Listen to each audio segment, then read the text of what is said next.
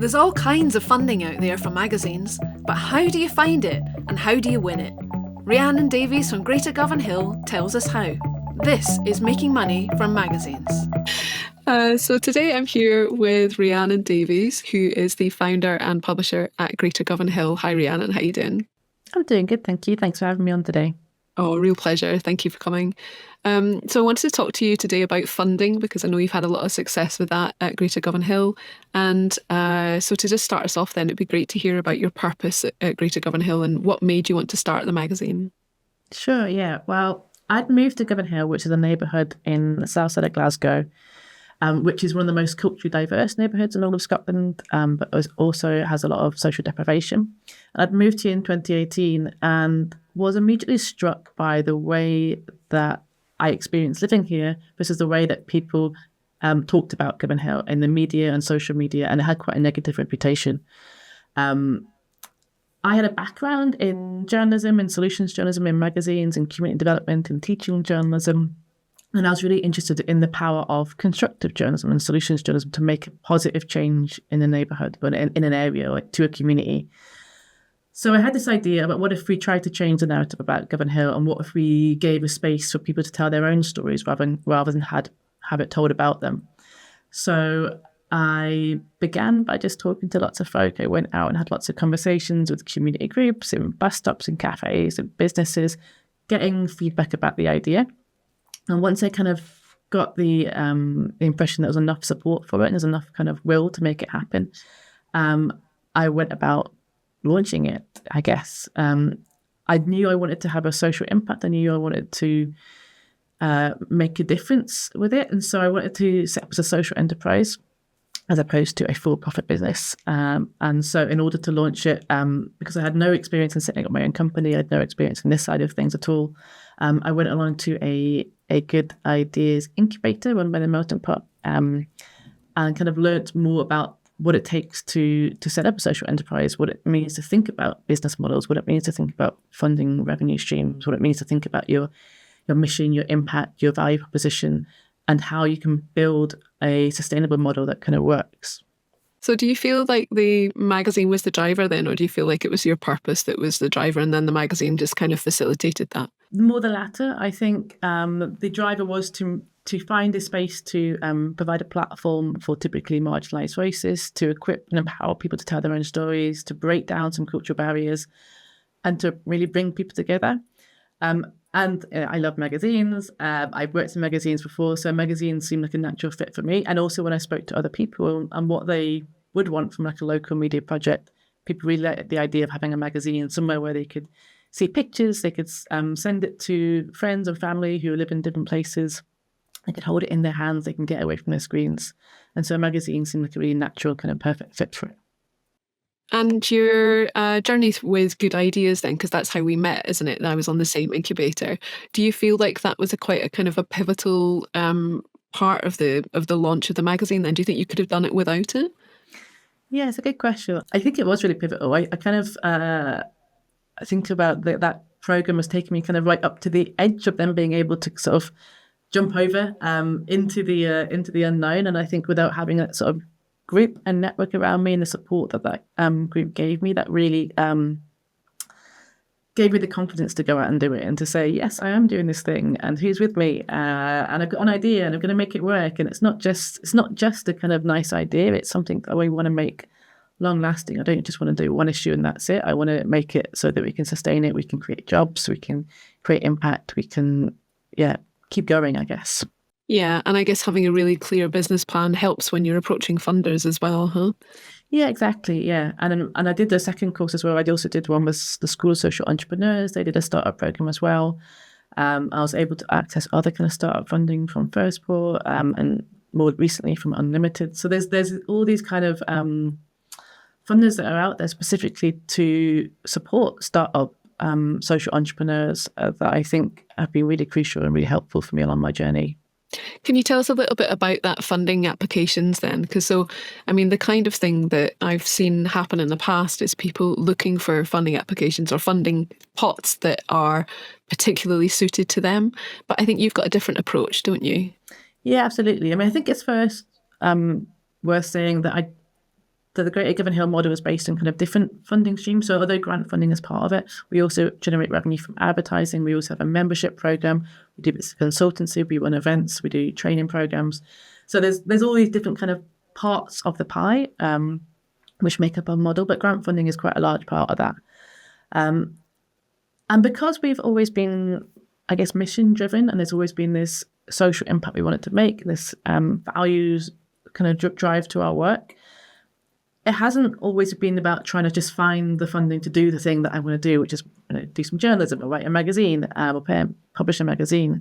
It's thinking about how we can access funding that's out there, which might be aligned to our mission in terms of connecting communities, reducing social isolation, upskilling people that might not have the opportunity to learn different types of skills, and finding out how that can feed into the work.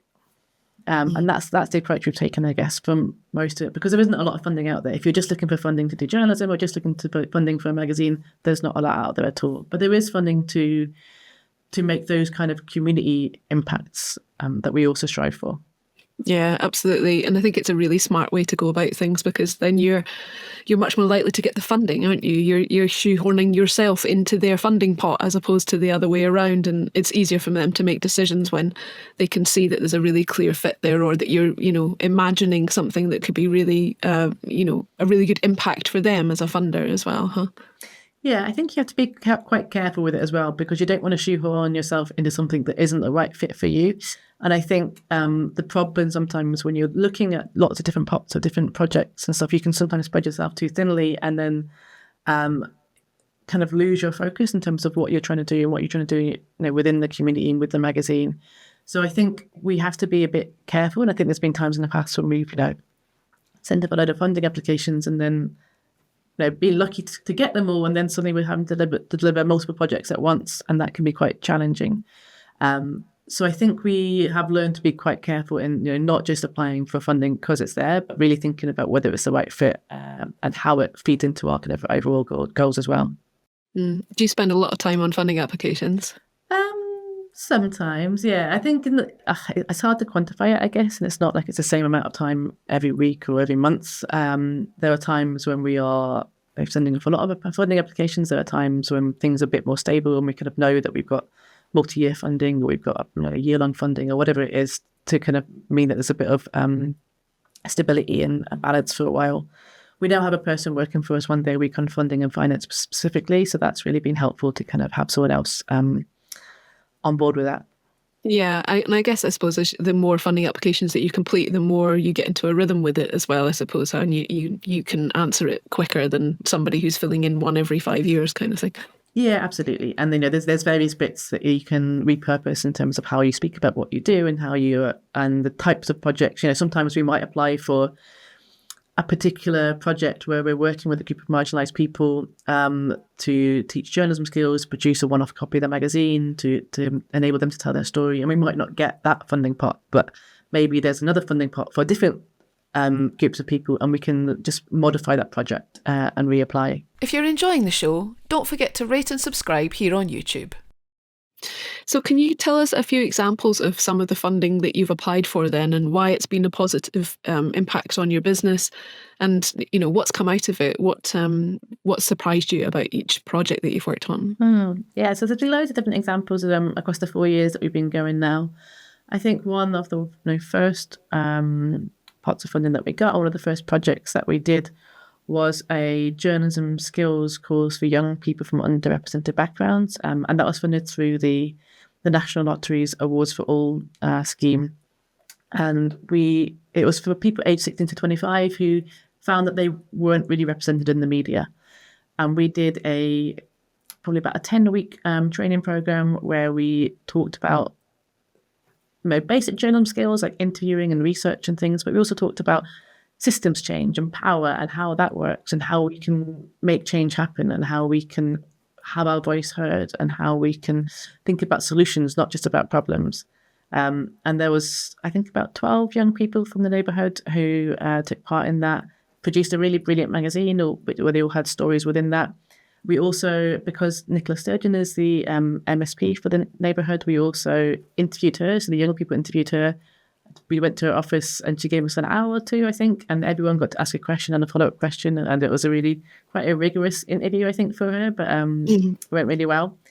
And now people who were in that cohort, one of them was working for the BBC, one of them was working here at Greater Govanhill, one of them was working in video production, one of them went on to study photography at college, and they all kind of attribute what they went on to do for the confidence that they built through doing our program, which they wouldn't have otherwise had an opportunity to do. So it's really nice to see, not only for them on an individual basis, but one of the things we've always thought about is how we can bring more diversity to the media.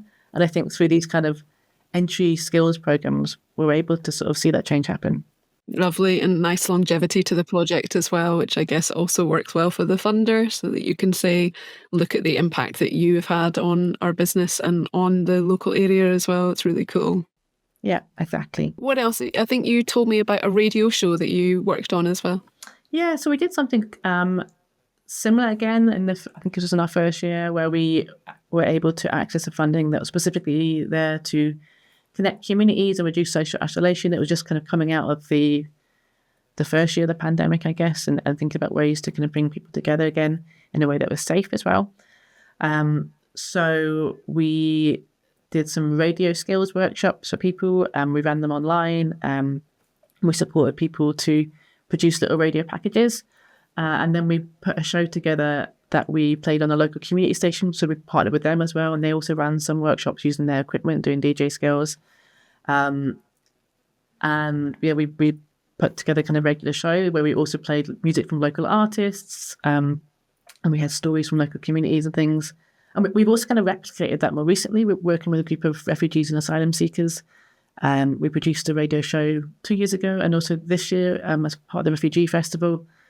And awesome. They won an award last year, which is really nice. They won a media award at the Refugee Media Awards, and it was really beautiful just to hear their acceptance speech when they won that award and what it meant to them to be part of this project and to meet new people and to feel part of the community and to feel welcome and to feel heard. Yeah. So yeah, it's been really powerful. Making Money from Magazines is made and sponsored by Crowdfinder Video, who make cost-effective video and podcasts for magazines. The graphics for the show were made by White Light Media. When we met before, you mentioned something about the Gambling Harms Fund and how that had started small. Can you tell us about that? Yeah, so that was, I think, about a year and a half ago or so. We got a small pot of funding from the Glasgow community, GCBS, and they had it for local communities to tackle this issue around gambling harms, which is obviously a huge issue, but it's also quite a hidden addiction. People don't speak about it. There's a lot of stigma around it. There's a lot of shame around it. There's a lot of misunderstanding about it. And so we got a small pot of funding where we had an event in our newsrooms. We were in our community newsroom space just now. And we showed a screening. We had a talk. We had a Q&A. And then we produced an 8-page sort of section in one of our magazines looking at gambling harms in the area. So we looked at how prevalent betting shops were on our high street versus more affluent high streets, for example. We looked at the experience of someone who had worked in a bookies. We looked at what solutions were out there. We looked at how it was affecting people in the Roma community in different ways, for example. We did this kind of multi-part series within one of our magazines. And lots of people could have said that they learned so much from that and they hadn't really thought about it. And now they see the betting shops all the time, and now they notice the arcades and they think about it, and they become more aware about what gambling might look like for different people and what to look out for if someone's having issues with it. And after we did that, we saw recently that there was another fund available from Gamble Aware to do kind of multi-year projects. So because of the, I think, the success that we'd had in doing that and the connections that we made with other organisations working in the space because of that, we then pitched a project, which we got the funding for, which is a 2-year project now, where we work with a group of women who've experienced gambling harms to teach journalism skills, to get people to enable and equip people to tell stories, to raise awareness, to reduce stigma. And we'll also introduce a kind of participatory action research element to that as well. So we'll also be kind of helping to generate knowledge about how it's affected people in the local area and sharing that knowledge as well. And then other stories that we produce will go into the magazine. We might do a podcast as well. We might do a radio show. So there's all these kind of slightly different but connected projects that are doing the same thing that we've always wanted to do, which is provide a space for marginalised voices, empower people to tell their own stories, and to challenge negative perceptions, and to highlight solutions, and bring about positive change. And I mean, it sounds like you're having a really positive impact on individuals across the area, huh? It's amazing, Rhiannon, really amazing. I mean, I think you're so ensconced in it, and you're so, this is my normal day to day, that you maybe don't quite recognise how awesome it is, but it's really awesome. Thanks. You mentioned your newsroom there. Can you tell us a little bit about that and how that's come about? Yeah, so Govanhill is quite a small neighbourhood, so I always had the hope that we might have a public-facing space. But when I launched the magazine, it was the pandemic, so there was no opportunity and no need to have anything public-facing. And then it kind of carried on for a few years. We would rent a desk in someone else's office for the team, like once a week, and we did that, and that was nice to have a space where we could sort of come together and also be able to do sort of some public-facing things. And then in 2022, we got funding through the European Journalism Centre to do a one-year project looking at health inequalities and reporting on the solutions to health inequalities. And we teamed up with the Ferret to an investigative journalism outlet. And our idea for our project was we'd begin by looking at our community and listening to our community and finding out how health inequalities affected people. And then we'd look more kind of nationally about what the data means across Scotland, across the UK. And then we'd look for solutions both within the community and internationally, and we'd report on those too. And so as part of our collaboration, we said neither of us have our own space to work out of. And actually, not only do we want somewhere where we can come together as two different organisations, but we want somewhere that's going to be a hub for this project and a public-facing hub for this project.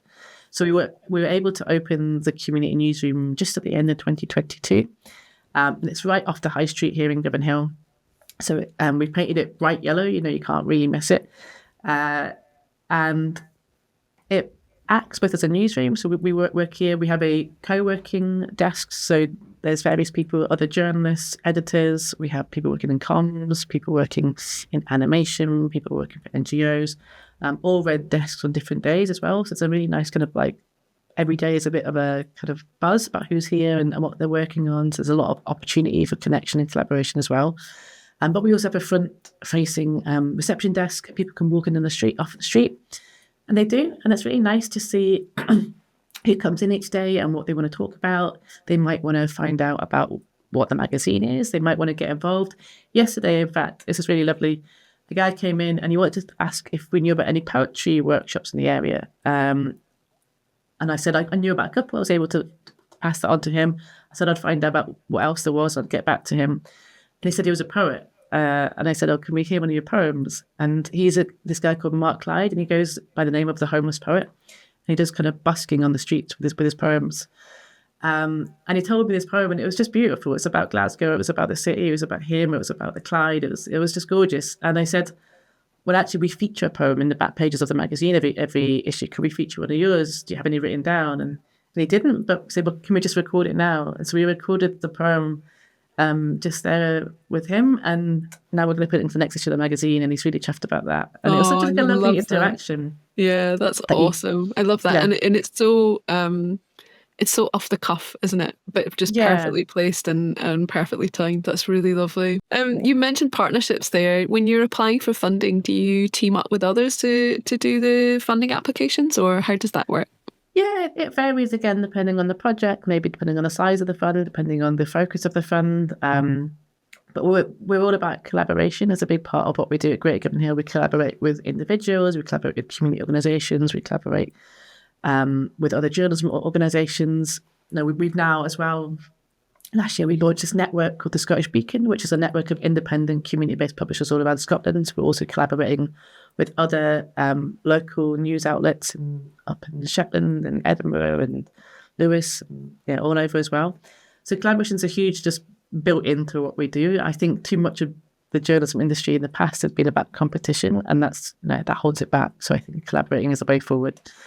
When it comes to funding applications, we've partnered with, for example, the local community radio station. We've partnered with the Ferret investigative journalism outlet. We've partnered with the Community Development Trust. We partnered with the local Roma cultural centre. So yeah, there's all kinds of different partnerships that we've worked on. There was one really lovely project where we worked as a partnership with a photographer who was doing a photography residence in the area, and we also worked with a local community connector, and we asked people to share. We got funding from the museum galleries in Scotland when it was the Year of the Stories, and we asked people to share an object that was meaningful to them. And then we photographed this object in this really beautiful way, and we recorded the story of the object in this kind of 8-minute interview, which is how long this exposure took to take the photograph of the object. And then we shared those stories both in the magazine, but we also did an exhibition where we put them in shop windows. So it was an outside exhibition, so people could go around and look at the objects, and they could pick up little postcards and read the stories. And now we've done a podcast with that as well. And in fact, it just won an award a couple of weeks ago. So and that just came out of this really kind of very organic conversation that we were having with other people about how it was so interesting to find out about the things that people bring, especially for people who have come here from other countries, people who might have migrated here. What is the thing that they bring that reminds them of home, that connects them to family, that means something really special? And I think by telling those stories and sharing those stories, we're able to also tell stories of migration, of resilience, of community, of love. And it's been really powerful to be part of that. I remember seeing the pictures of the exhibition. I would love to have seen it in person. It would look amazing. I think one thing that would be good to know really is what kind of things have you really struggled with when it comes to funding? Because I think a lot of people have tried it and failed, and then maybe put it aside and thought, well, I won't be doing that again. They put a lot of time and energy and effort into these things. What would be your top tips for funding applications, or for, choosing which funds to apply for? Yeah, you have to be quite resilient, I think, because you might think you're pitching the perfect project that goes so well with what they're looking for, and it'll be perfect for us and for them, and brilliant, and then you get a knockback. So we have to just sort of not let that affect you, I think, and take that project somewhere else. So I think that's one, is just to not really be affected by those knockbacks, and it doesn't mean that the project's a bad idea. It just means that maybe for whatever reason it didn't fit for them right now. I think one of the key things is, as I was saying before, make sure that it's a fit for you, because you don't want to just do a project that fits someone else's funding objectives, but actually has no really relevance to what you're doing. So it's about really making sure that it does connect it with what you're doing. And I think the other thing is to think about what they're looking for. So when I'm filling in a funding application, is what is the language they're using? What impact are they seeking to make? How do they talk about their impact? How they talk about the transformation that they're trying to make happen? And how can you talk about your own work within that same framework, using that same language? Because I think sometimes funding magazines or funding journalism or community journalism doesn't come natural. It isn't as common as funding other kinds of projects that funders might be more used to. So it's really about thinking about not just what you want to produce, which might be the magazine, it might be the stories, but what is the impact of that magazine? What is the impact of those stories? And making those kind of line up with what they're looking for. Keeping on focusing on the impact rather than the beautiful thing that you're creating, huh? Yeah. Exactly. That's hard, huh? Yeah. Thanks, Rhiannon. That was great. Can you tell us then just what's next for Greater Govanhill? Are you planning on, I live in Glenrothes, are you thinking about maybe, expanding a little bit Greater Glenrothes? I'm sure we go down a treat. I do keep thinking about where we can alliterate with. It has always been in the back of my mind that it'd be nice not to create a media empire, but to support other communities to have their own version of Greater Govanhill, whatever that is. I am now working on launching Greater Community Media, which will be a sort of spin-off organisation that will do just that. So It's about taking the learnings that we've got and the skills that we've got and the connections that we've got and all the people that we know that have been part of this, and thinking, how can we share that, and how can we support others to have the same? And it's not going to be one size fits all. We might have just this lovely Greater Govanhill Magazine that works here in Govanhill, but that isn't necessarily going to work in Glenrothes, so it's not going to work in you never Aberdeen. Know, huh? Yeah. So it's about trying to again, think about the impact. What is it that is missing in different communities? Maybe there's already a great space, a notice board or a Facebook group that's doing this thing about sharing information about what's going on, but what isn't there? So trying to kind of begin at a very community listening level, and not just look for deficits as well. Think about kind of the assets that a community has and the strengths that a community has, and how that can be built into a media project. So that's what's kind of I'm working on at the moment. It's still quite early stages, but quite excited to be sharing news about that soon. Yeah, that's really exciting. I look forward to hearing more about that when it comes to fruition. Rhiannon, thanks so much for joining us today. It was really great to talk to you. You too. Thanks so much for having me, and nice to catch up.